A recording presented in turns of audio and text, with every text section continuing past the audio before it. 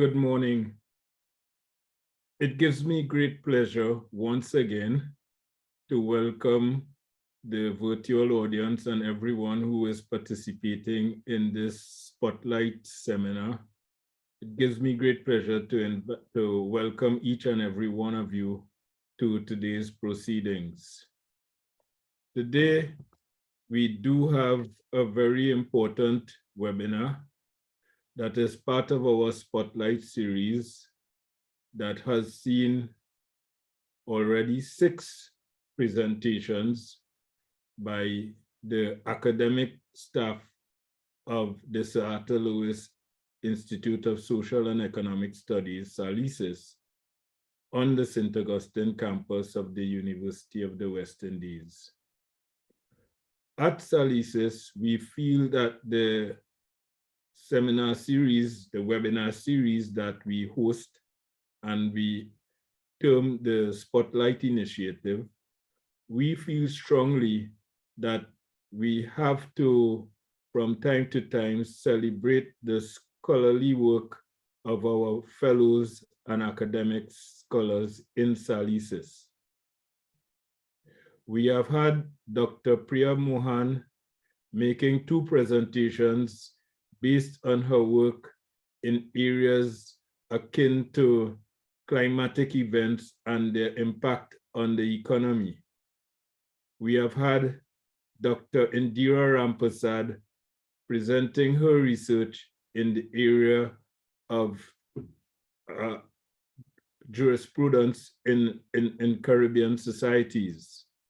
Yours truly, Dr. Godfrey St. Bernard, has presented his research in the area of human population dynamics and implications for policy imperatives in the Caribbean SIDS. And we have also had a visiting fellow, Dr. Robert Stewart, presenting his work on carbon economies and financing associated with the carbon economy.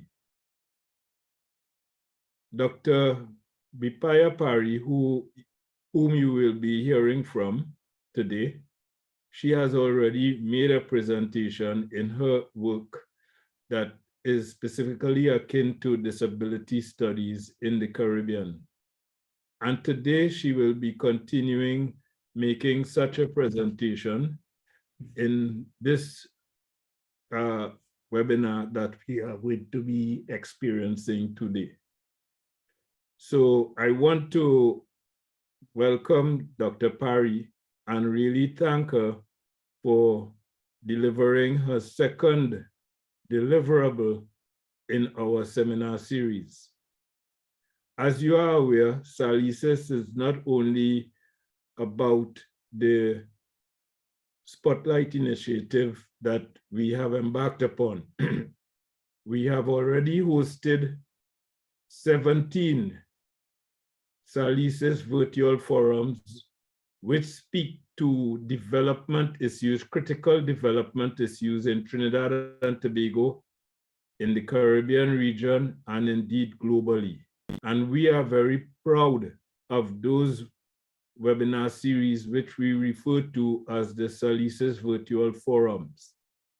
We have also had 2 SALISES Sixth Formers webinars where we have had students from sixth forms in schools, whether in Trinidad, Tobago, or the wider Caribbean. We have had secondary school students in the sixth form, at the sixth form level, making powerful presentations on the life and work of Sir Arthur Lewis. And I can also speak to the conferences that we have organized. As back in October 2022, we hosted the UE Toronto Metropolitan University RCYP conference on the rights and well-being of children and young persons. And we had over 40 presentations. And of course, the conference was delivered bilingually. So SALISES is on a roll and has been on a roll. And I would like to inform you that within the next week at this very point in time, 1 week, exactly 1 week from today, we will be hosting the 50th anniversary conference of the Black Power movement in Trinidad and Tobago.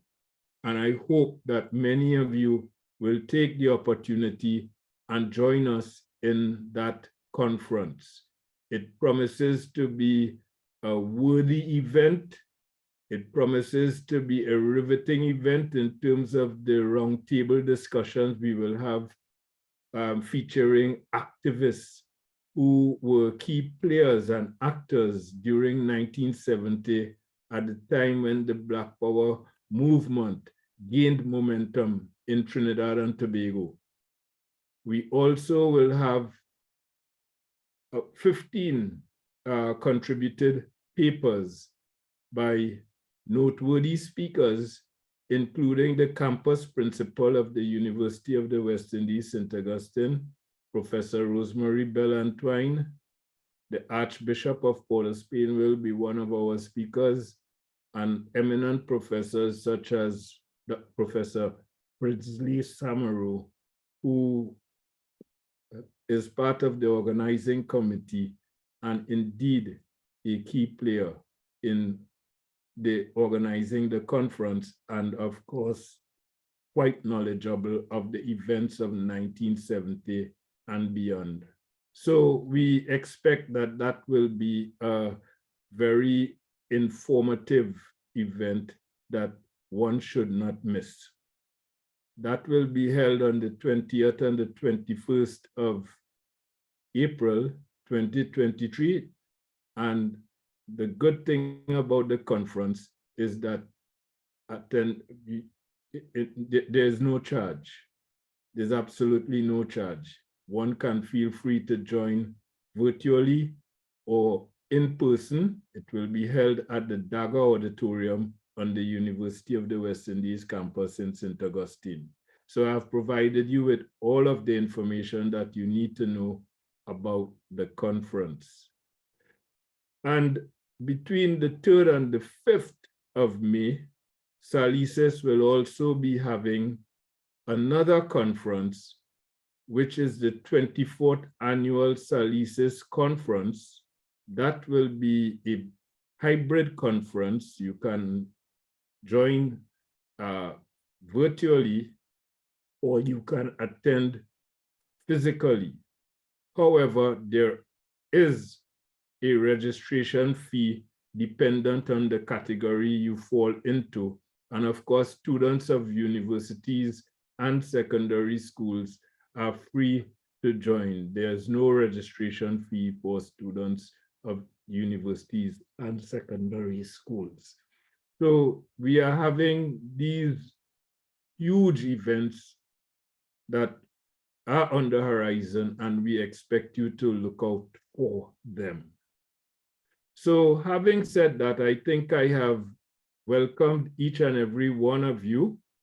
Again, I want to welcome all distinguished persons who have joined us here today. I want to welcome everyone who is part of the virtual audience, and I understand we do have the media with us today, so I want to welcome all elements of the media who are part of today's proceedings. So I want to move straight into Dr. Parey. And who is Dr. Parey? And please allow me to introduce Dr. Parey by virtue of her biographic sketch. Dr. Parey is a junior research fellow at the Sir Arthur Lewis Institute of Social and Economic Studies, SALISES, at the University of the West Indies, St. Augustine campus. After being awarded a PhD in social policy in June 2019 from the UWI, she joined the SALISES staff in August 2019. Holding a BSc in mathematics and MSc in statistics from UWI, Dr. Parey has a quantitative background and has used these skills extensively in her own research. She also has expertise in qualitative and mixed methods research. Yes, my apologies. She also has expertise in qualitative and mixed methods research, which she gained through various training, including at the University of Michigan, USA. She teaches courses related to research design and social statistical analysis, and was recently acknowledged for her teaching efforts when she received a 2022 UE Guardian Group Premium Teaching Award. She has a track record of high quality international publications, and to date has made over 30 research presentations to regional and international audiences. Dr. Parey's research primarily focuses on persons with disabilities, with the overall aim of providing policy recommendations for a life course-oriented inclusion of persons with disabilities. Her disability and poverty research agenda spans topics such as education, employment, social care, and well-being. Her current research is focused on teaching and learning dynamics during the pandemic, which includes the perspectives of children with disabilities and children with parents with disabilities. She serves as chair of the SALISES Disability Studies Research Cluster, which is currently responsible for operationalizing a memorandum of understanding between UE and the Equal Opportunity Commission of Trinidad and Tobago. Through the MOU, the cluster team recently completed research focusing on analyzing the complaints lodged by persons with disabilities with the Equal Opportunity Commission.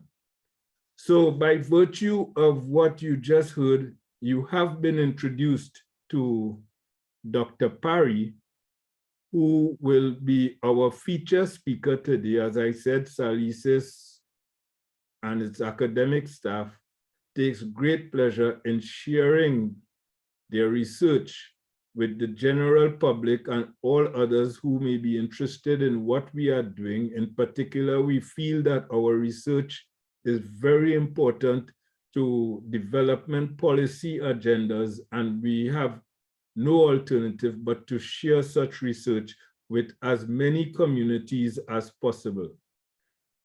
Today's event is just one of those opportunities where we expect to take full advantage of and let the rest of the world know what we do in SALISES. Today, it is Dr. Parey's turn to say her piece. So having said this, I would like to now pass you on to Dr. Parey, and Dr. Parey shall introduce her topic and begin her presentation. So Dr. Parey, the floor is yours. Thank you, Dr. Seminal. So good morning, everyone. It's so nice to see so many of you here today. Thank you for attending.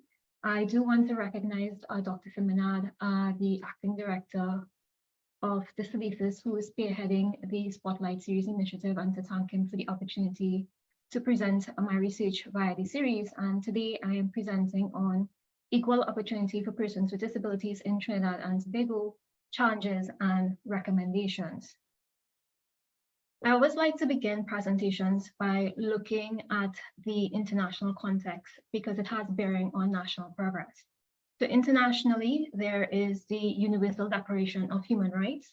It is a document adopted by the United Nations General Assembly that enshrines the rights and freedoms of all human beings. The basic tenet is that all members of humankind share the same fundamental human rights and freedoms. Then there is the United Nations Convention on the Rights of Persons with Disabilities. The convention adopts a broad categorization of persons with disabilities and reaffirms that all persons with all types of disabilities must enjoy all human rights and freedoms. Trinidad and Tobago, of course, signed and ratified the Convention on the Rights of Persons with Disabilities, and there are also national frameworks promoting equal opportunity for persons with disabilities. And more specifically, the National Policy on Persons with Disabilities provides a comprehensive framework for achieving social inclusion and equality of opportunity for all persons with disabilities in the Republic of Trinidad and Tobago. And then the Equal Opportunity Act is an act to prohibit certain kinds of discrimination and to promote equality of opportunity among persons of different status categories, and disability is one of them. Through the Act, the Equal Opportunity Commission and an Equal Opportunity Tribunal were established, so there are institutional measures to support equal opportunity among persons with disabilities. So now going back to where I started off, international policies and discourses have bearing on national progress, and essentially the various international instruments, whether it be the Universal Declaration of Human Rights or the Convention on the Rights of Persons with Disabilities, serve to challenge governments to revise laws in ways which offer guaranteed protections for the rights of citizens, especially members of subordinate groups. And here I'm speaking specifically about persons with disabilities. So an important question to ask is, does the existing legislative framework in Trinidad and Tobago support equal opportunity and the achievement of fundamental human rights for persons with disabilities? The SALISES Disability Studies Cluster, which I chair, is responsible for operationalizing a memorandum of understanding between the Equal Opportunity Commission of Trinidad and Tobago and the University of the West Indies. And through this memorandum of understanding, as Dr. Simbanan mentioned, my colleagues and I had the opportunity to analyze the complaints lodged by persons with disabilities with the Equal Opportunity Commission, and all with the purpose of answering the research question that I just spoke about. And that is essentially the basis of my presentation today. I want to acknowledge my co-authors, Dr. Elizabeth Kutcher and Ms. Hannah Inaitula, who are also members of the Disability Studies Research Cluster. And I also want to thank the Equal Opportunity Commission for their support with the data collection, and especially Ms. Lorelei Wong, who is the Equal Opportunity Commission delegate regarding the implementation of the Memorandum of Understanding. All right, so to begin, overall, there were 105 complaints lodged by persons with disabilities spanning the years 2010 to 2021, which were the years the analysis were based on. And first, I'm going to talk about the characteristics of these files. So there were changes with how data was collected over the years, and we all know how things go with data collection. Sometimes there are always missing values. So the demographic characteristics I'm highlighting are based on the completed responses. So firstly, more females lodged complaints than males, and most of the complaints were lodged by the main ethnic groups in Trinidad and Tobago. The majority of complaints were lodged by working age adults, and to flesh that out further, at least 72% of persons who lodged complaints were between the ages of 18 and 64. And the disability type included physical, mental, sensory, intellectual, and multiple. And approximately a quarter of the complainants listed a health condition. Now, the Act addresses discrimination in 4 categories: education, employment, goods and services, and accommodations. And I'm going to refer to accommodations as housing, just so that there is no confusion later on when I speak about workplace accommodations. So those 4 discrimination categories, again, are education, employment, goods and services, and housing. And most of the complaints were lodged regarding employment issues, followed by goods and services, education, and then housing. So what were the complainants asking for? The most commonly desired outcome was access to the service or employment that was denied or delayed. So yes, they were denied some services. They experienced delay in terms of processing of their request. And so their desire was to have this service or employment provided to them. And just to give more context in terms of these situations, here they are. So firstly, there was a child who had been denied admission to 3 primary schools, and the parent wanted to get enrollment at a school for her child. One of the complainants had restrictions placed on their driver's license, and their request was to have the restrictions removed. Another complainant wanted an online banking system that was accessible to their disability type. And then in employment, complainants experienced job termination and discrimination on the job due to their disability, and they requested transfers or alternative duties within the same company or reinstatement in their positions, as well as the provisions of workplace accommodation so that they can continue making contributions to the workplace without interruption to their work trajectory, as well as all the benefits that comes with working at an organization for a number of years. So that was the first request, support with regards to access to services. Another request was financial compensation, but it's important to know that it was a very rare request. Only 17% of education files, 33% of housing files, which was essentially one file, and 7% of goods and services files requested compensation. And this contrasted with employment cases where 50% of them requested financial compensation. And this was often linked to compensation for lost salary, both past losses as well as future losses. It was also linked to lost medical or retirement benefits, as well as compensation regarding psychological harm and emotional distress experienced because of the discrimination. So that's the second request, financial compensation. The next request is actually related to the emotional distress experience because of the discrimination. Complainants requested an apology for emotional distress that they would have experienced. And so in 14% of the housing and goods and services cases, complainants demanded written apologies from the organization against which they had lodged the complaint. And in employment cases specifically, 14% requested formal apologies from their employers for the treatment they experienced. And you'll hear later on that it's very harsh treatment that they would have experienced. But just moving on with the request for now, there were two other themes which emerged from the analysis of desired outcomes. And specific to employment cases, 45% of complainants expressed a desire for future protections. What did they mean by future protections? They essentially wanted fair treatment, a stop to harassment, and the opportunity to do their job without disturbances. And here is an example. One of the complainants felt offended by the remarks of the supervisor and the human resource personnel at the workplace. And the remarks were linked to the disability as well as a false perception of the person's condition. So the complainant was essentially asking that the conversations be handled professionally and with compassion. Sounds very basic, but professional and compassionate interactions were actually lacking in many of the employment cases for persons with disabilities.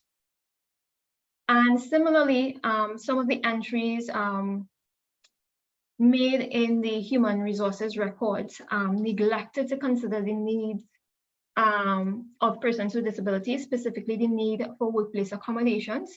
So the complainants also requested that organizations take steps to correct human resource records to support their future employment prospects.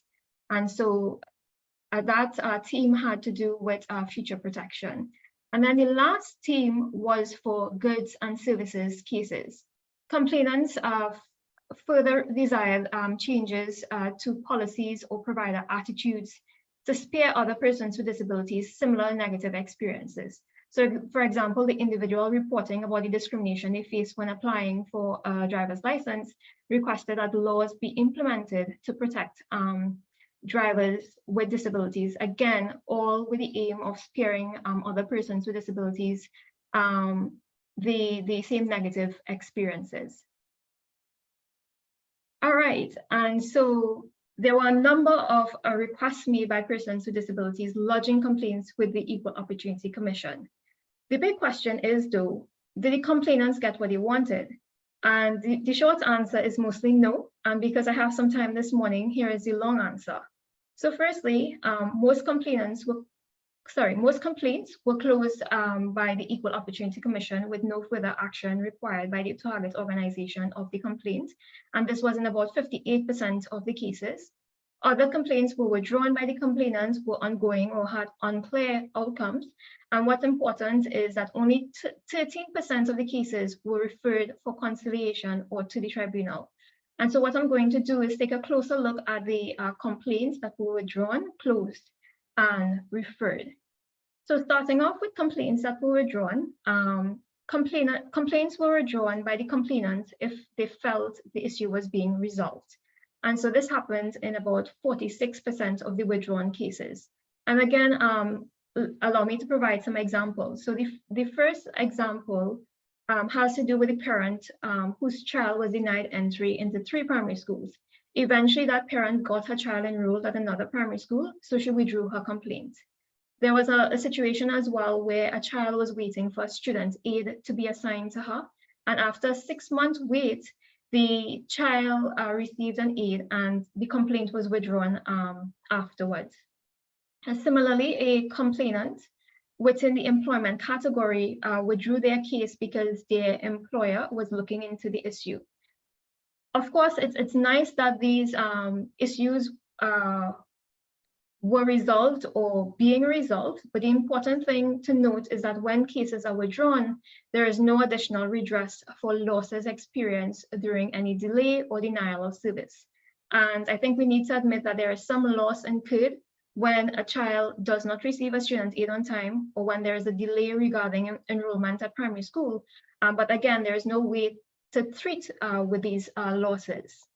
Still, with the withdrawn cases, other complainants withdrew their cases when advised by the Equal Opportunity Commission that their situations did not reflect discrimination as defined by the Act, right? And this was in about 54% of the withdrawn cases. So let me give you an example. A neurodiverse employee who complains about biased performance reviews, and of course the reviews were based on a lack of understanding by the employers about the disability. So this employee essentially was essentially told that the complaint did not fall within the Act's jurisdiction, a true statement, but it meant that there was no redress for the discrimination, quote unquote discrimination that he was experiencing. Overall, withdrawn complaints represented missed opportunities to address larger systemic inequalities that directly affected the well-being and future of persons with disabilities. And I mentioned that a child had challenges with getting a student aid on time. This is actually a theme that is emerging in one of my current research projects. So even though there is a complaint as well as the opportunity to address the issue for the entire subpopulation of persons with disabilities, it is a missed opportunity because the same issue keeps emerging over time. All right, moving on to closed cases. So most cases filed by the Equal Opportunity Commission were closed. That's about 58% of the cases. So cases were closed for several reasons, such as procedural errors and involvement of external agencies or policies. Additionally, some of the cases fell outside the jurisdiction of the Equal Opportunity Commission, and in some, the conclusion was that no discrimination took place.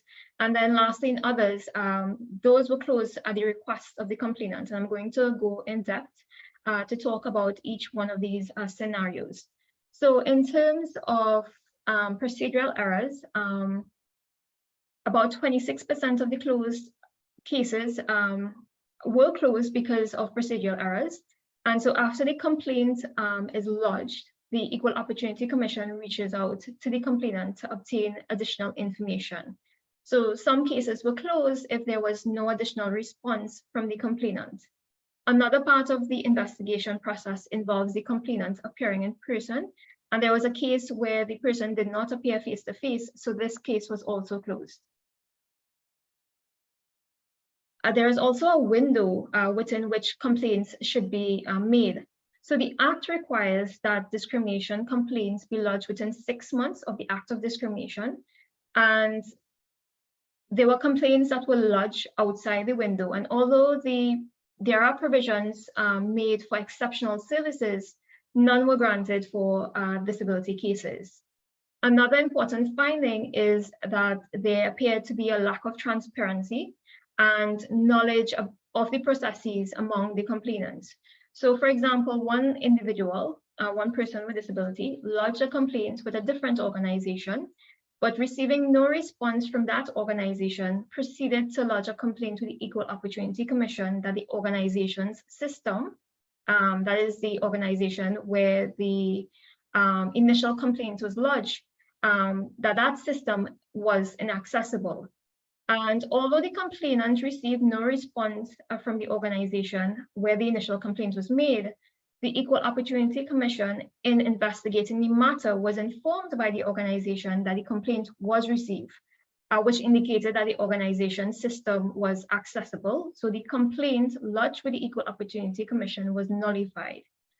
The original issue, however, remained unaddressed because it was not part of the complaint lodged with the Equal Opportunity Commission. A very unfortunate circumstance, and what the situation also illustrates is that some persons with disabilities lodge complaints with the Equal Opportunity Commission because they perceive no other options regarding redress for situations they encounter. So all of that in a nutshell had to do with procedural errors. Next, there was also involvement of external agencies or policies in about 10% of the closed cases.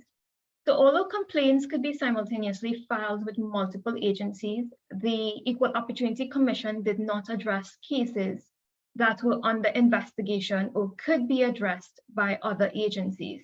So for example, in 2010 and 2016, 2 people independently challenged the requirement of annual renewal of driver's license among persons with disabilities.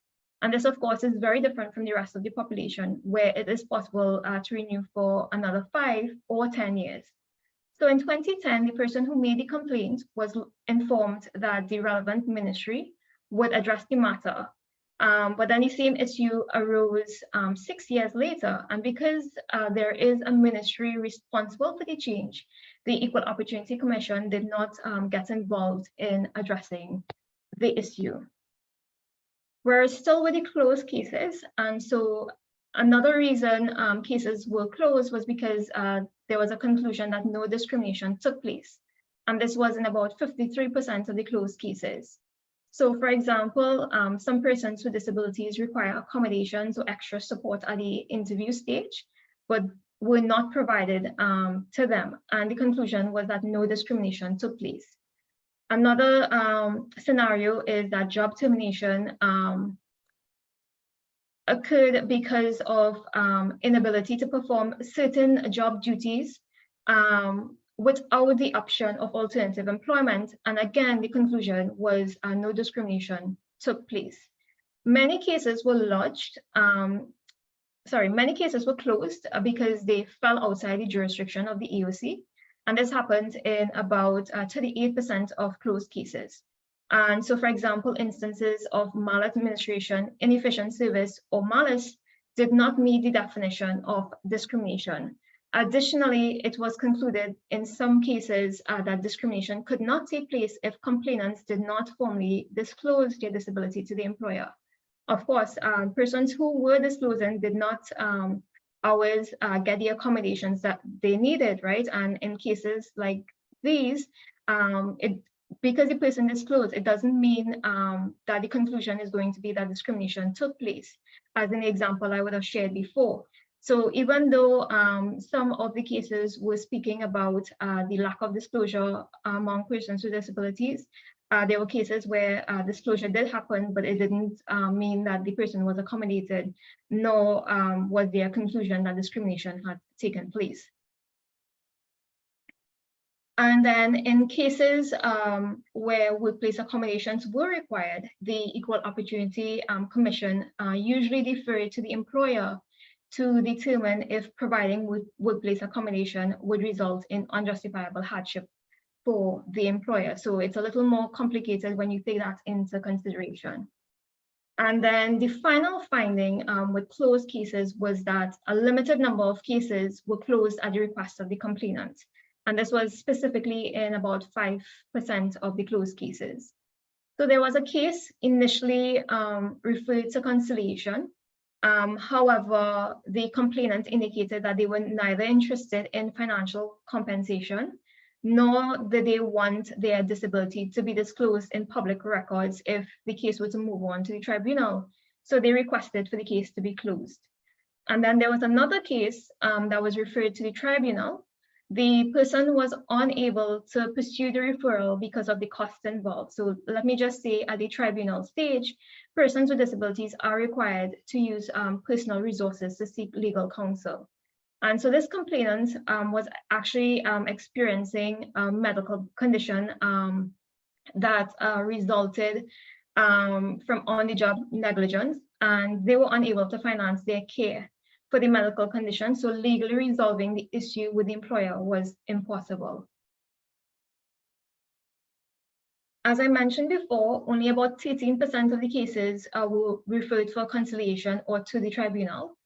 50% of the cases that went on to conciliation or the tribunal were actually cases that involved people with physical disabilities. And this is a high percentage given that only 34% of the overall cases that were lodged involved people with physical disabilities. So let me break this down further, right? About 19% of cases involving people with physical disabilities went on to conciliation or to the tribunal. 11% of cases for people with a health condition, 33% for mental health conditions, and then 12% for sensory disabilities. All cases involving people with intellectual disabilities or multiple disabilities did not go on to conciliation or the tribunal. So something a little odd there, right?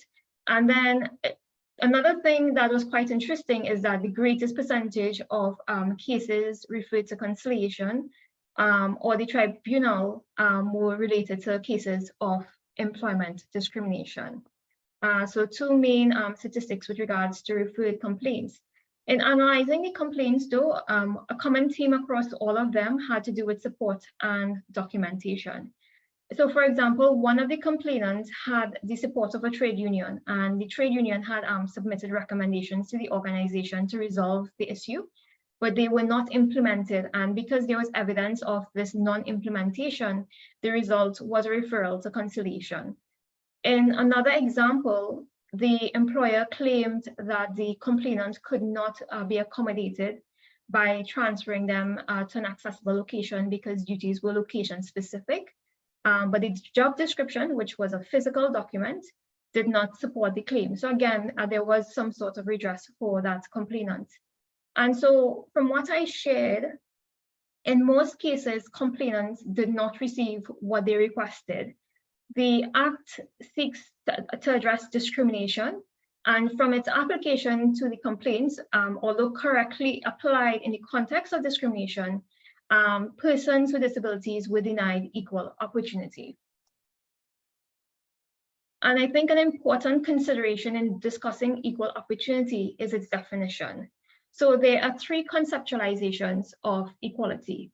There is equal treatment, likes are treated alike, there's impartial enforcement of rights, and unfortunately, the results is that some groups in society are excluded. And then there's equal outcome. Here, all human beings can exercise their rights. And this is because consideration is given to varying means of participation. So for example, alternative job duties or provision of a student aid in a timely manner. And this conceptualization is also known as equality of well-being. And then finally, equal opportunity. A term we hear often, and it sounds like something we want to strive for, but in reality, it means something different from what we want to see in society. So firstly, opportunity is theoretically understood as a chance to compete. So it means if you want equal opportunity in primary school enrollment, you're essentially asking for the opportunity to compete for primary school enrollment, which is contradictory to the human rights framework. And primary school education is a fundamental human right and is often guaranteed via universal access. Second, people obtain equal opportunity only to the extent to which they're able to compete. So it's merit-based. So although people in theory may have access to the competitive structures of society, such as work, in practice, they can only achieve equal opportunity in work to the extent to which they are able to compete for work.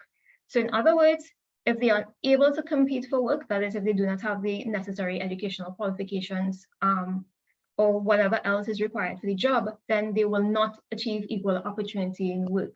So following from this, the equal opportunity lens does not apply to all human rights.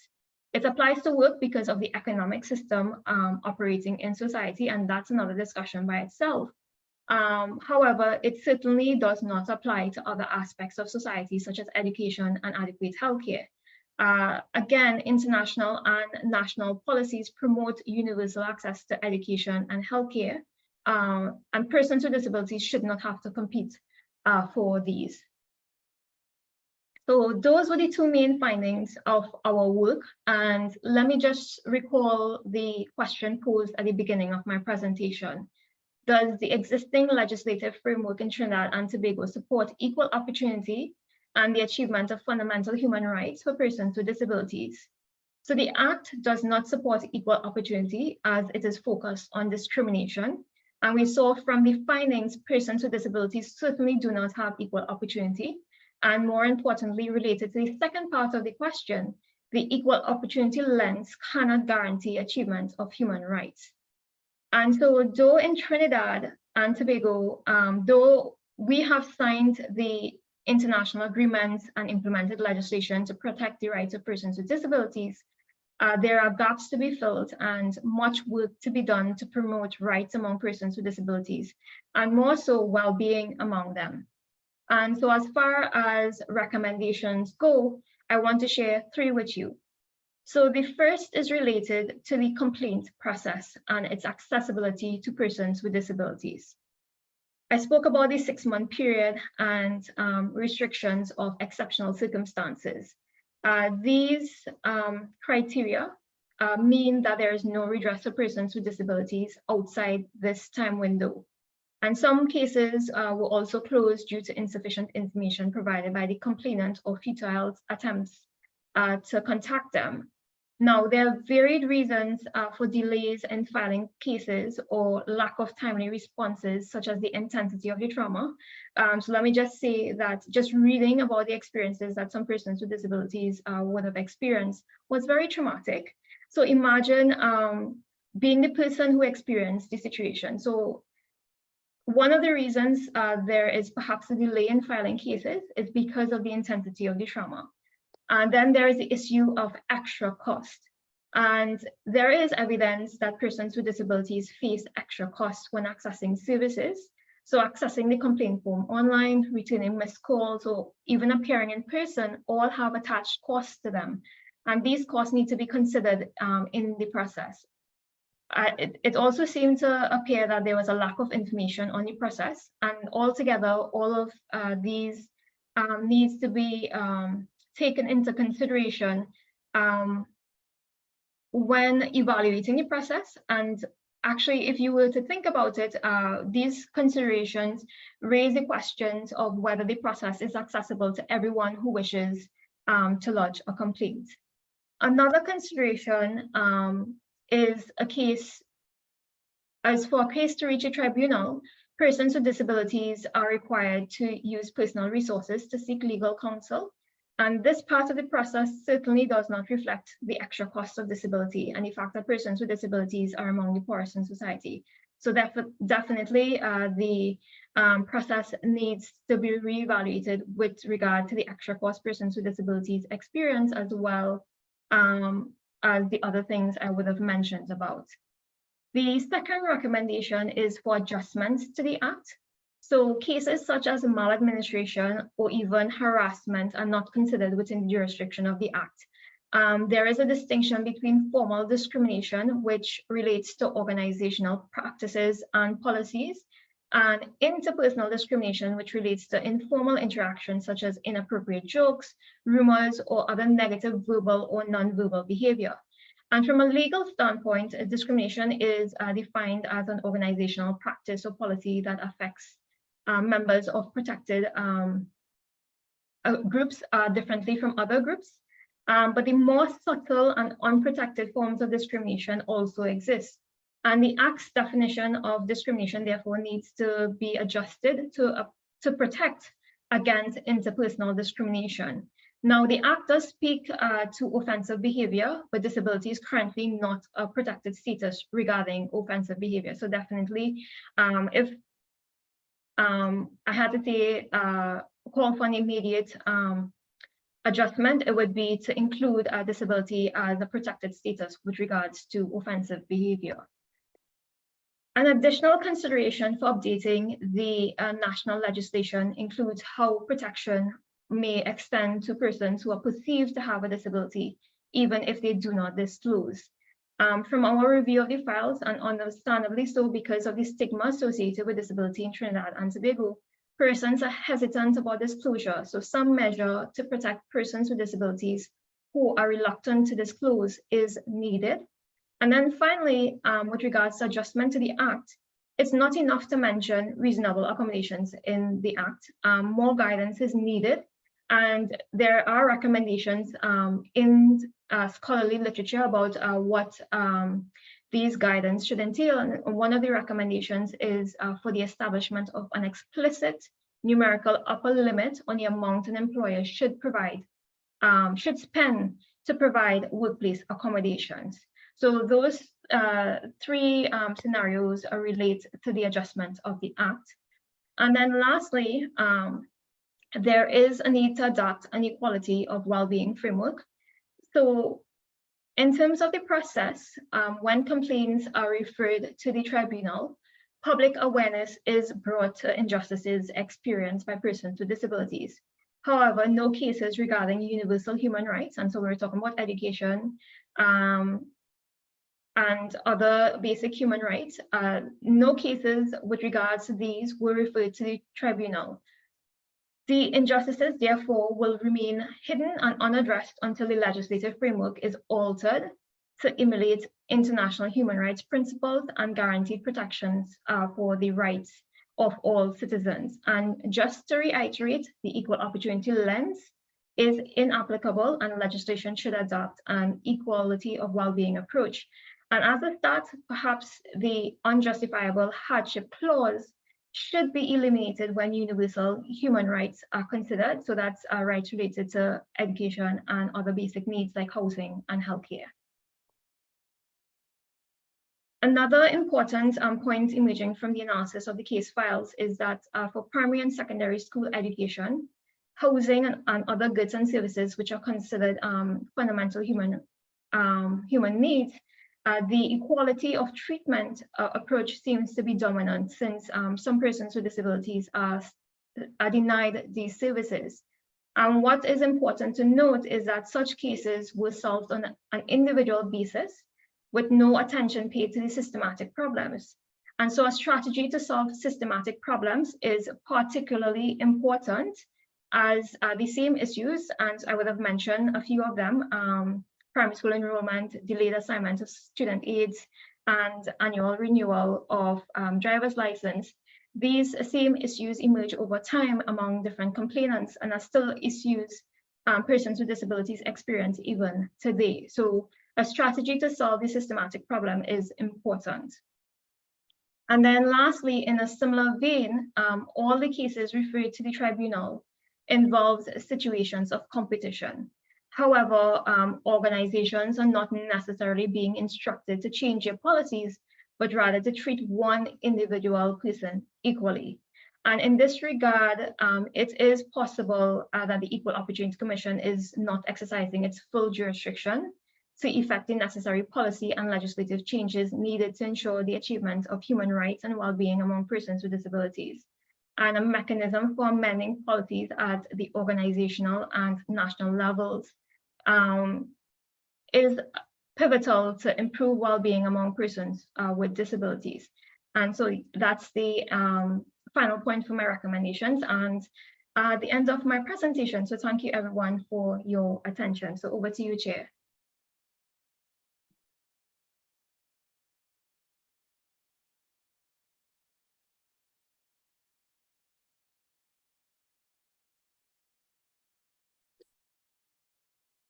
Okay, so thank you very much, Dr. Parey, for your presentation.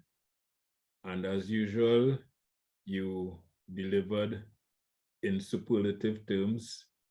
And as usual, we in SALISES are quite proud of the work that you have been doing and the scholarly content of such work. By virtue of your presentation, it is clear that you have immersed yourself deeply in the issues that matter in order to redress the issues that continue to plague those persons who have been classified as disabled in our society. And of course, it is clear that from your findings, there are suitable alternatives and suitable strategies that ought to be geared toward correcting the wrongs as they afflict the rights and well-being of persons with disabilities. So thank you very much for that presentation. We were very pleased to have received it. I trust that our virtual audience was in tune with everything you said and learned a lot and were inspired by your insights. I trust that that was the case for all members of our virtual audience. And we now have a period of approximately 30 minutes, perhaps a little less than 30 minutes at this point, I wonder. No, in fact, we have more than 30 minutes left. So we now have a period where we can have a fruitful discussion. And I hope the questions and the comments will come in fast and furious. So I see already that Mr. Richie Bandraj has said, great presentation. And so far, I see a comment coming again from Rishi Bandraj, and it goes as follows. The Equal Opportunity Commission needs more resources to be able to deal with all these cases better. It feels as if they are trying their best with what they have, but are unable to engage in more assistance for the marginalized disabled persons. And I am sure that is a very apt observation made by Mr. Rishi Bandraj. But of course, we want to see some questions coming in, and I would ask everyone who has a question to use the chat available to you and pose your question. So let's see how we can get some questions coming in for Dr. Parey. I know you are here, so it would be nice if the media in particular can pose some questions for Dr. Parey. And I see my friend Okama Brook, who hails from Canada, asking how many organizations are there in Trinidad and Tobago that work on disability issues? Dr. Parey, could you answer that question for Ms. Brook? So it's unclear what Ms. Brooke means by disability issues, right? So there are disability organizations,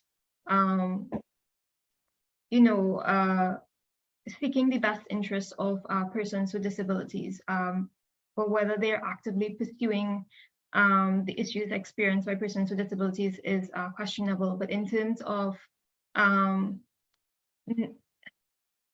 I believe like policy and legislative issues, there's the Equal Opportunity Commission that addresses discrimination in various status categories, including including disability. And then there is the Disability Affairs Unit at the Ministry of Social Development and Family Services that would deal specifically with issues related to disability. But that would be it in terms of more formal or more national organizations treating with disability issues. Thanks, Ms. Brooke, for your question.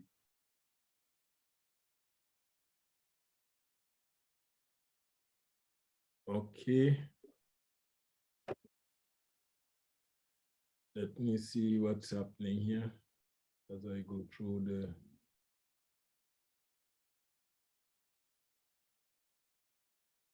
Okay. Yes, I'm seeing a question here. How is the outcome and recommendations from the research communicated with EOC and other organizations like the Ministry of Social Development? I think that's the question. How is the outcome and recommendations from the research communicated, or it should be how are the outcomes and recommendations from the research communicated with EOC and other organizations such as the Ministry of Social Development. I had to correct the sentence that was sent by the question that was sent by the person. So thank you, Ms. Gong, for your question. And so just a reminder that this piece of research would not have been possible without the Memorandum of Understanding existing between the University of the West Indies and the Equal Opportunity Commission. And that said, the first entity that we shared the findings with was actually the Equal Opportunity Commission. So they would have received a copy of our journal article that emerged from the work. And with regards to the other organizations, so we understand, and when I say we, I mean myself and my colleagues within the cluster, we understand that journal articles tend to be very technical. And so one of the ways, obviously, that we chose to disseminate the findings is through this public forum. And we've also disseminated the findings via social media, and this started last year, December, and it's work in progress. And then lastly, we understand that journal articles tend to be very technical in nature. So currently, my colleagues and I are working on a policy brief that would break down the information in a more palatable form for the public and for other stakeholders.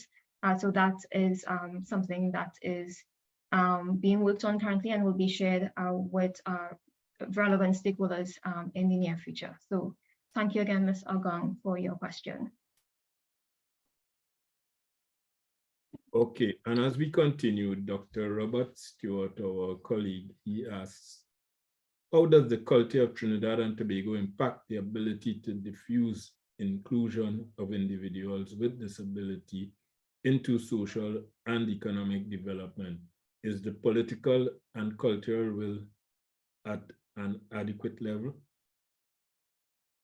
All right, so thank you, Dr. Stewart, for that question. A very interesting question because it's actually something my colleagues and I are diving more into currently. So culture does impact the way disability is seen in Trinidad and Tobago.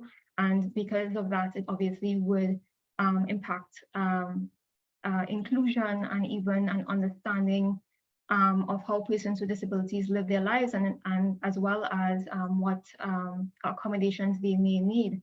And whether the political will is there, I'm not sure. But in terms of cultural will, so let me just speak a little more in terms of that. So culturally, when we speak about the cultural impact on disability, we're talking about religion and spirituality. There is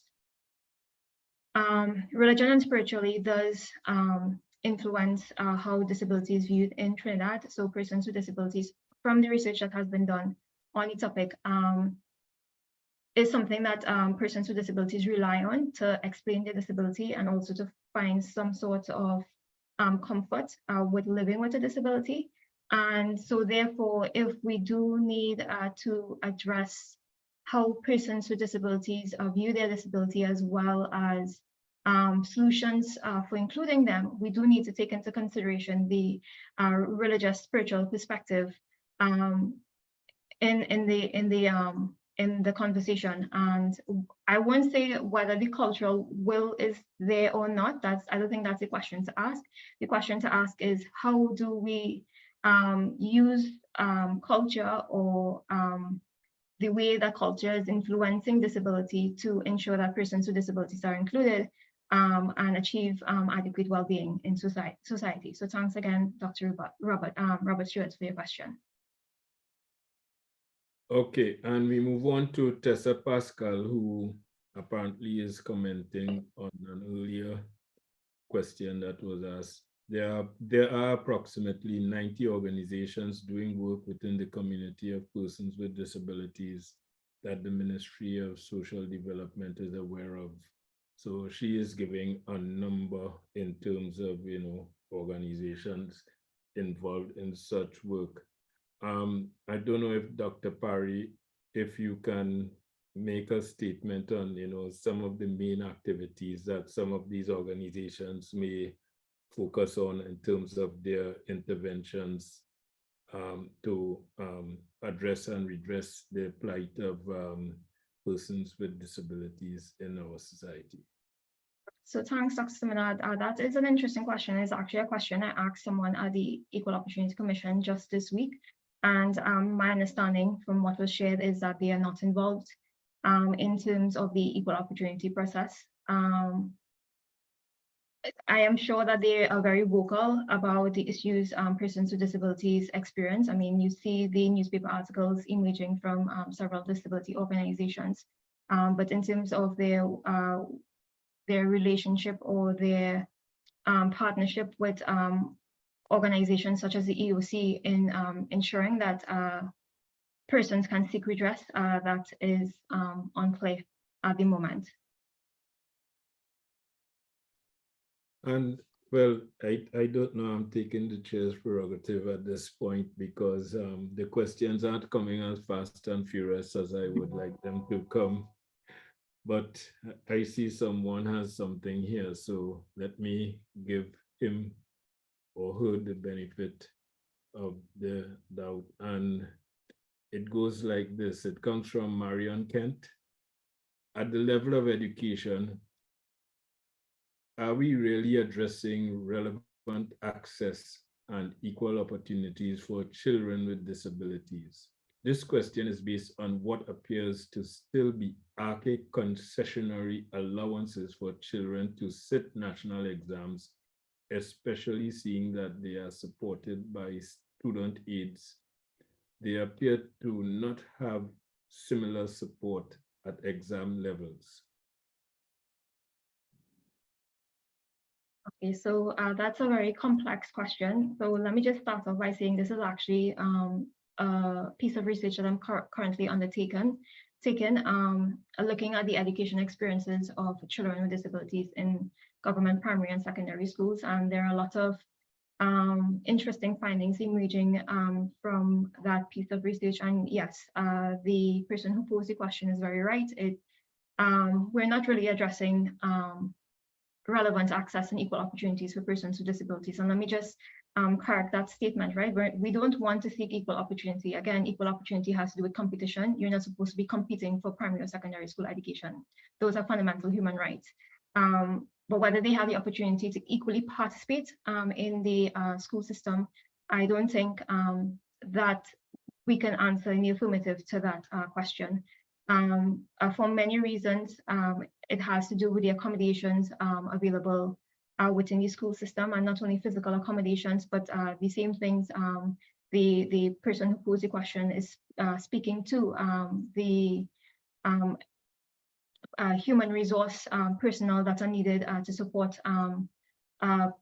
children with disabilities within the school system is also lacking. And so just to answer the broader question, I don't think we're really addressing the relevant access and equal participation of students with disabilities in the education system. And that's just one aspect of it, right? The other aspect is all those children who aren't even in school.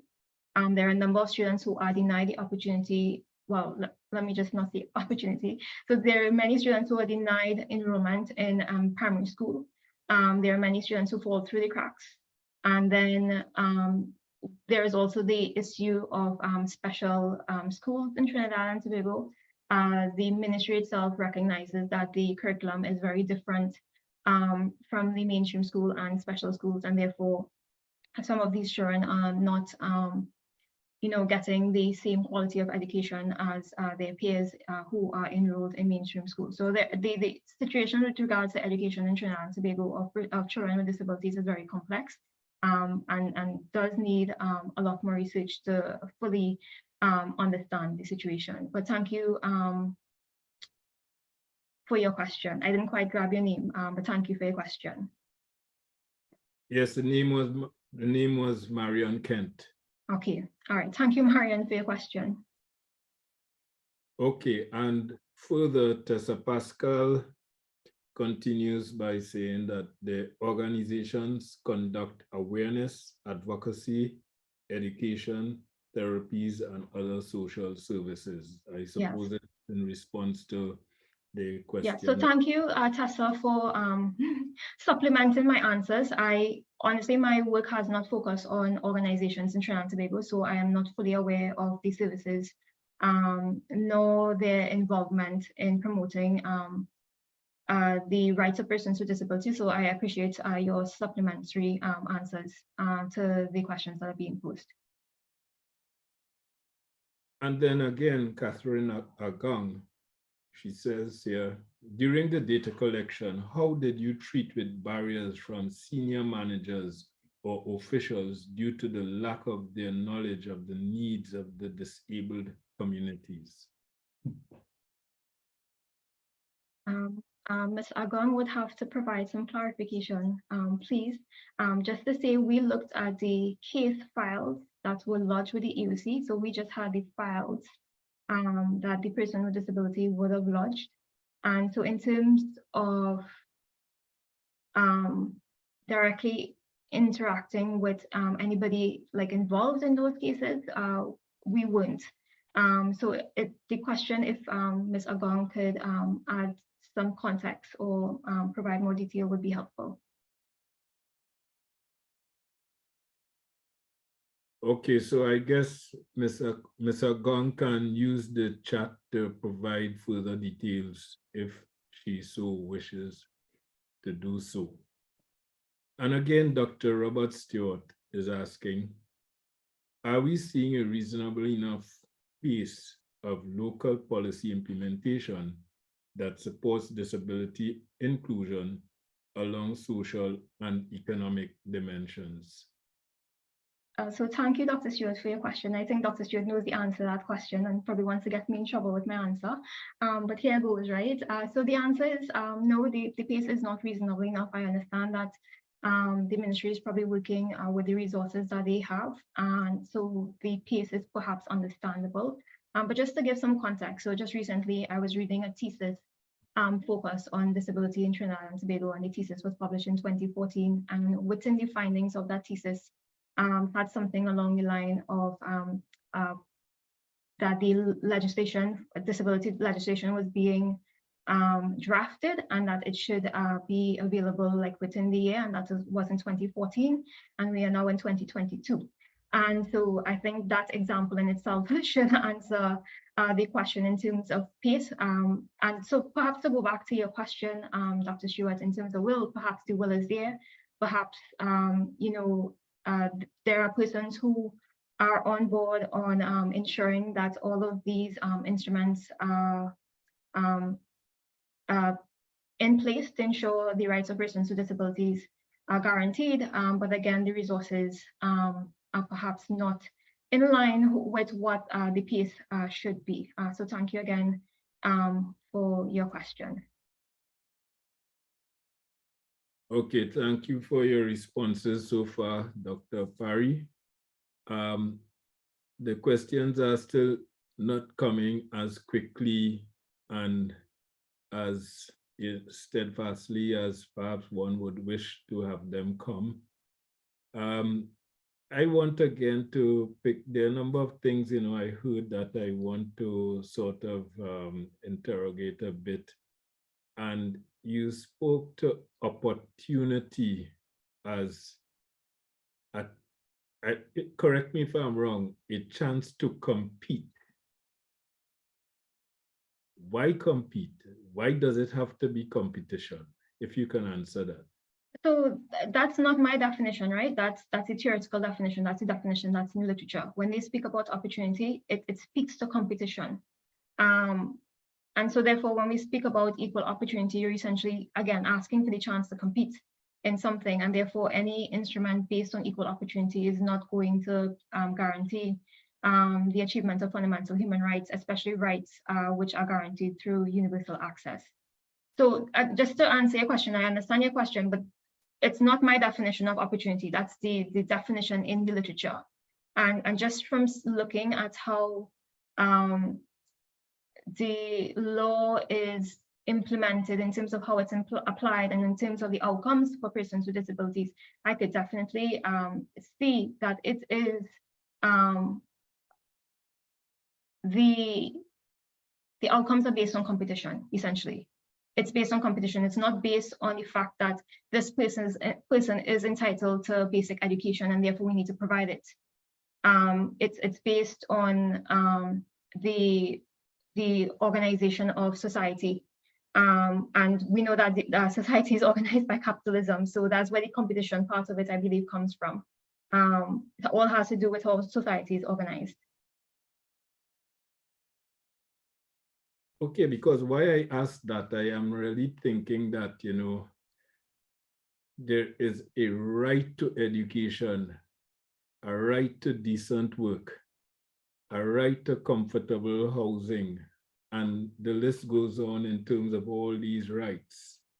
But the fact is, some people do not have an opportunity, and I'm thinking, I mean, it's me thinking particularly about, what is implied by some of the references that are being made. And I'm not really throwing this at you, but perhaps even the literature and what the literature is actually conveying in terms of what opportunity really represents.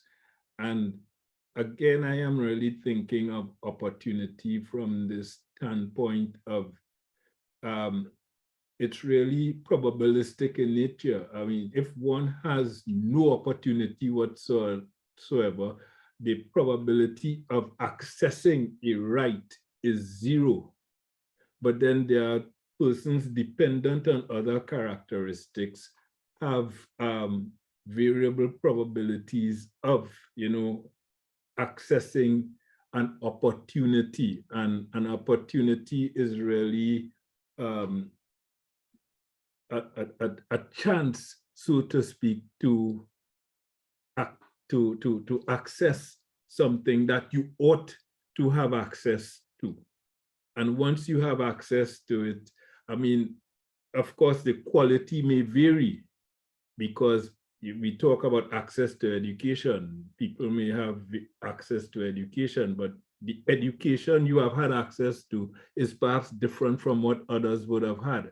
And so I'm really thinking through the context of the statement and what it might mean for prospective policy action dependent on how the definition of the concept is framed. So it is in that context that I'm throwing it out. I'm still thinking long and hard about what is meant by what was implied in that statement, even if it is, you said you got it from some particular source in the literature.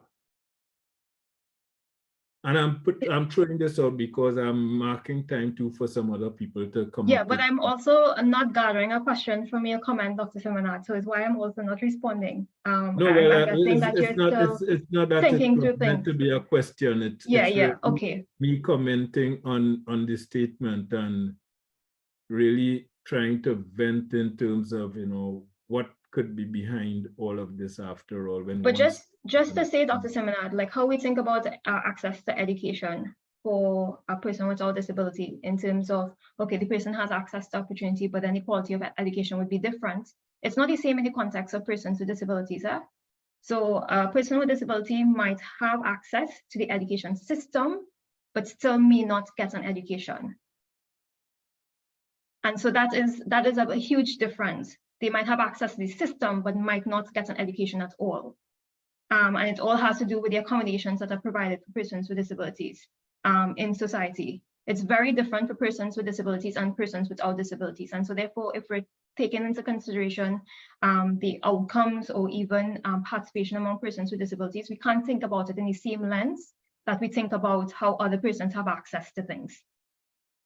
And that's where trusted justice come in, because I mean, it's a question, and that's why I meant, you know, yes, you have access, having had the opportunity, but the access you have avails you of a quality that might be different to what others are having. And this is precisely the point you are making about persons with disabilities. Now, how do legislative and other arrangements, you know, correct that and ensure that, you know, everybody is standing at the same level and seeing the same game and so on, rather than some, I mean, what you're doing, you give equal treatment, but some still can't see the game as good as well as others can see the game.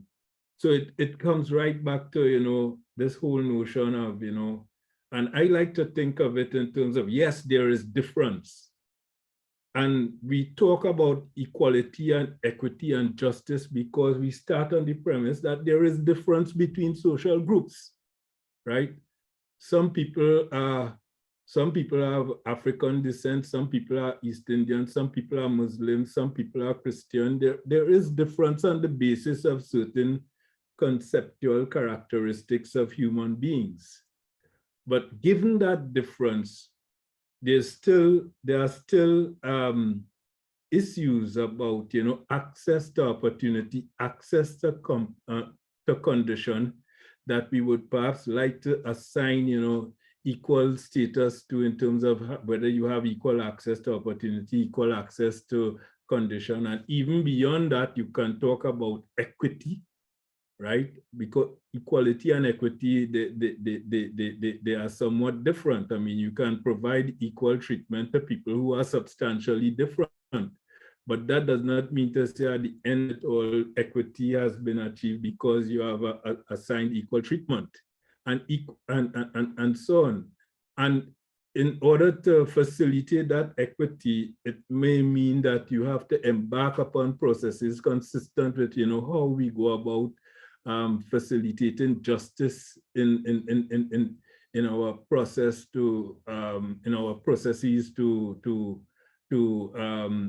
ensure that we meet the needs of those who are needy for some particular service or amenity in our society. And in many instances, it may have to be legislative with respect to attitudes, treating with attitudes, treating with behavior, and whatever else we can think of. So these are essentially what you're describing there, Dr. Simonad, is the equality of outcome that I would have described earlier. So that's the equality of well-being framework that needs to be adapted. It's not the same as equality of opportunity. And so that is the difference in terms of equality of opportunity and equality of well-being or equality of outcome. All right, well, it seems as though there are areas where we agree and so on, and that's good. But it's not to say that I'm attempting to get into all of these. I'm just sort of wrestling with concepts to sort of help us to make sense of some of the things you have. I think we're so accustomed with the term equal opportunity to deviate from it seems almost very strange. And so I think we need to keep in mind what equality of opportunity means and the outcomes that comes with equal opportunity. When you have equal opportunity, does not mean you get to participate in society or that you achieve well-being. And that's the main point. Equality of opportunity just means equal opportunity. You have the opportunity, but it doesn't mean that you necessarily achieve what you're aiming to achieve. And so that is where the next conception in terms of equality of well-being, equality of outcome comes in, because those are the things that we want to achieve. We want to ensure that someone who has the opportunity to go to school actually does achieve education. Okay, so thank you. So I think, you know, my intervention did achieve the ultimate aim in terms of Questions in the chat. the questions rolling. So now I can come back to the questions. Which country, in your opinion, this comes from Nyron Seaton, which country, in your opinion, displays the best practice with regard to a legislative framework and may serve as a model? Nyron Seaton is asking you that question. So thank you for the question, Naren. Very interesting question. So I don't think we should be looking at a model to follow. And I say this with regards to the fact that the way disability is interpreted in Trinidad and Tobago has to do with our cultural diversity, which you perhaps may not find elsewhere. And therefore, if we are to really address the disability issues and challenges within Trinidad and Tobago, we really have to pay attention to how culture does influence disability in Trinidad and Tobago, and work with those findings to find solutions that are suited to our context. So I'm not answering your question probably in the way you expected, Naren, but I'm hoping that my response does shed some light in terms of how complex the situation regarding disability in Trinidad is. Okay, and we have another question here. I think it comes again from Marion Kent. Can we then say that these definitions, standards, and policies pose a challenge for advocacy and participation of persons with disabilities in itself, therefore undermining what we are trying to do for persons with disabilities to have equitable access? Yeah, so good point. And I do agree with you, but I have to say though, it's very important to have definitions. It's very important as well to understand what these definitions mean. So coming back to a point I was making earlier, for a very long time, we've been operating from an equal opportunity lens. And I think everybody, especially persons with disabilities, can see for themselves how far the equal opportunity lens has taken them in terms of inclusion in society, and that's not very far. And therefore, we have to rethink what then is the issue. And it all comes back to understanding what equal opportunity means, understanding what the outcomes are when an equal opportunity lens is being operationalized, and then working from there, identifying if we perhaps need to be using another lens and to achieve the outcomes we need, essentially. But a very good observation, Marian, with regards to your question. Thank you. And then we have, again, if I'm not mistaken, Dr. Robert Stewart. Disability inclusion is often viewed through a social lens. That is, to provide equal opportunities to all members of society. From an economic view, however, one can urge that lack of inclusion of persons with disability may exclude valuable human capital that can contribute to economic development. Are you seeing this point of view in the literature? Perhaps not in the literature because it's not my focus, but so let me just speak about the public awareness project that we did recently, right? It was a project to highlight 30 persons with disabilities in Trinidad and Tobago who are making meaningful contributions to society. And so from those 30 examples, we see that persons with disabilities are capable of making very meaningful contributions to society, and to use your terms, contributions that could lead to economic development. And it is a missed opportunity when we are not including persons with disabilities in social and economic structures. Yeah, so it's not really in the literature per se, but just from experience researching persons with disabilities for almost, well, I guess more than 10 years. Is it more than, no, more than 8 years now. That would be what I would say. In terms of literature, I'm not quite familiar with it, but just to touch on something else that you said, Robert, you spoke about disability inclusion being viewed through the social lens, and that's accurate, right? It has to do with removing the barriers so that persons with disabilities can participate in, mainstream activities, whether it's education, employment, recreation, all those other mainstream activities. And again, just to tie in with the other points that we're emerging, there is actually discussions in the literature speaking about the limitations of a social model and the fact that the social model does not take into consideration the culture of the context. And so again, just weaving everything together, the social model is not enough. To really understand a disability and disability inclusion in Trinidad and Tobago, we do need to take it into consideration, the culture. And I spoke about that before. So just again, weaving together all those points to say that it's just more than removing barriers for persons with disabilities. It's really understanding the context and developing context-specific policies and programs to support inclusion for persons with disabilities. Thanks, Robert, for your question. Okay, thank you for responding to Dr. Stewart. And then we have a comment here by Marion Kent. It goes, I agree with you, Dr. St. Bernard, giving me an opportunity to show my competence with or without supports, and then in brackets, depending on the specific nature of the individual's exceptionality. And then another comment by Tessa Pascal, which reads as follows.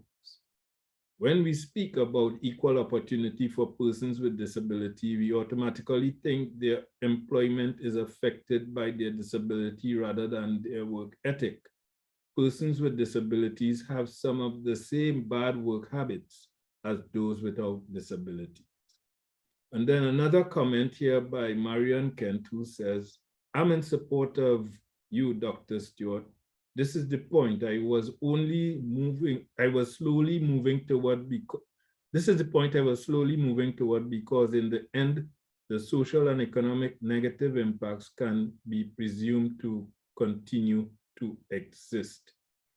And then Marion Kent again says, I think there may be an undervalue placed on the impact contribution of persons with disabilities rather than looking at it as untapped human capital and economic growth as an approach to policy development. I think that comment seems somewhat consistent with where I think Dr. Stewart was heading when he made one of the comments he made.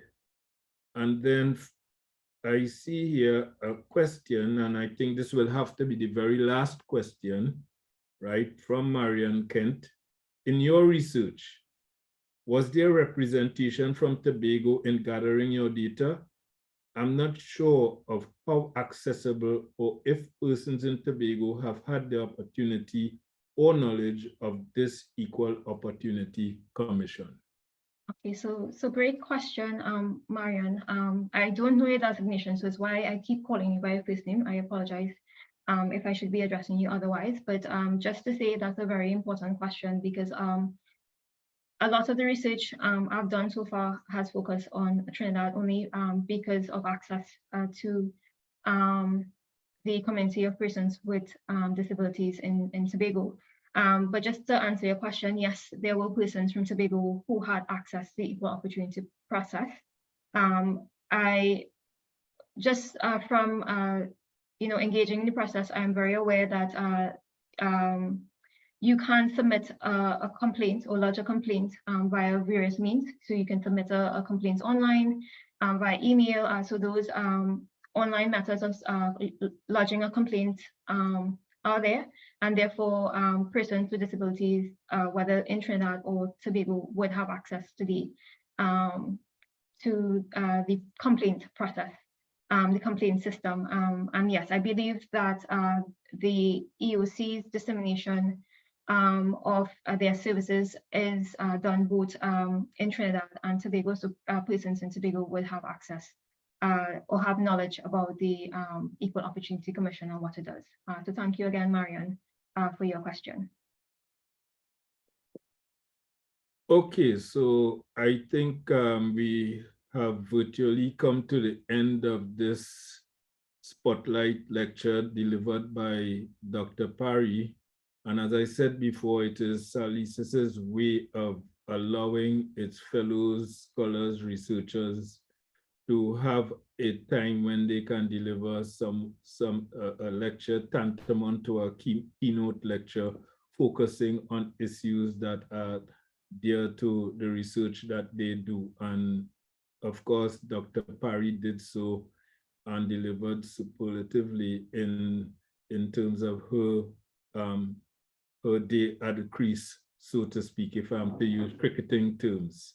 So I just want, before we go to the vote of thanks, to remind you that, SALISES continues to provide this kind of intellectual feast to the general public and to all others who are interested in the work that we do. As I said before, we continue to have our virtual SALISES forums. We have had 17 of them so far, and we expect to have perhaps no more than about 3 more before the end of the academic year in July. We also expect to have perhaps no more than about 2 additional spotlight lectures before the end of the academic year in July. And I want to especially remind all of you in the audience of the 50th anniversary of the Black Power Revolution in Trinidad and Tobago, a conference that SALISES is coordinating in collaboration with the National Joint Action Committee. SALISES representing the UE, so it's really UE and the National Joint Action Committee that have come together to host this conference, and it is going to be held next week on the university campus at the Dago Auditorium. There's no charge for registration. There's no registration fee. All and sundry are free to attend on both days of the conference, the 20th and the 21st, and it's going to be a riveting experience involving those who are activists presenting in 3 roundtables, and there are going to be 5 panels of contributed papers that will certainly mark a memorable event and, of course, provide you with grand information and insights in terms of understanding the events of 1970 and, of course, the implications of those events for Trinidad and Tobago and indeed the wider Caribbean and globe where necessary. So please make an effort to attend. And between the 3rd and the 5th of May, SALISES is also going to be hosting its 24th annual SALISES conference. This is really a premium social science conference within the Caribbean. It is one of the best among the social science conferences in the Caribbean. We expect to have 90 research papers presented by scholars from as far as India and across the globe. So we are looking forward to that. Of course, that has a registration fee assigned to it, and you can go to SALISES website and learn more about how you can participate and get involved in witnessing the events of that conference. That is going to be between the 3rd and 5th of May 2023, and it will be held at the Learning Resources Center on the St. Augustine campus of the University of the West Indies. I really urge all of you to attend physically or at least virtually if you cannot attend physically. And of course, it is St. Augustine. SALISES St. Augustine is the unit of SALISES that is largely responsible for organizing this conference this year. Next year, it will be SALISES in Jamaica. They will have their turn at the crease to organize the annual conference for SALISES. And before I go on to the vote of thanks, I just want to let you know that we will have 2 feature speakers. One of our feature speakers will address issues of race and identity in the work of Sir Arthur Lewis, and she is none other than Dr. June Sumner. Dr. June Summer, who is St. Lucian, and she was at one time the Secretary General of the Association of Caribbean States. So she will be gracing us with a feature lecture during the opening ceremony. And the opening ceremony is free of charge, and everyone can witness the opening ceremony online.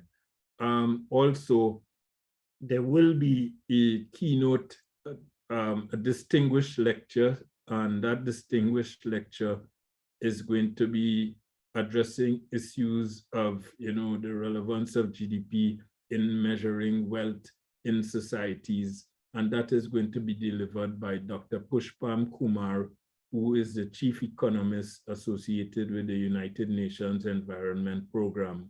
So we already have these 2 major lectures lined up, and I think it will be important for all of you who are witnessing today's session to witness those events as well. So again, I really want to thank Dr. Parey for her presentation. And at this point, I have no other choice but to ask Dr. Priya Mohan, another one of our outstanding young fellows assigned to SALISES. I just want to invite Dr. Mohan to deliver the vote of thanks. Dr. Mohan, the floor is yours. Thank you, Chair. Good morning, everyone. It has truly been an honor to be part of another SALISES Spotlight event, which was very enlightening. On behalf of the SALISES, I would like to extend my heartfelt gratitude to our esteemed spotlightee, Dr. Parey. Keep up the excellent research in an area that is very important, but unfortunately often overlooked. Thank you, and thank you to your research cluster for the excellent work that you are doing. Sincere thanks to Dr. St. Bernard, our director, for his leadership and guidance in organizing these spotlight events. Thank you also to Ryan for providing sign language interpretation throughout the event. Thank you to the SALISES administrative staff, Francine, Katian, and Ephraim, and the UE marketing and communications team, in particular Josan, who handled the event throughout. Finally, I would like to thank all our participants present here for making the time to be with us today and helping us to make this event a grand success. Thank you one and all. See you at our next event.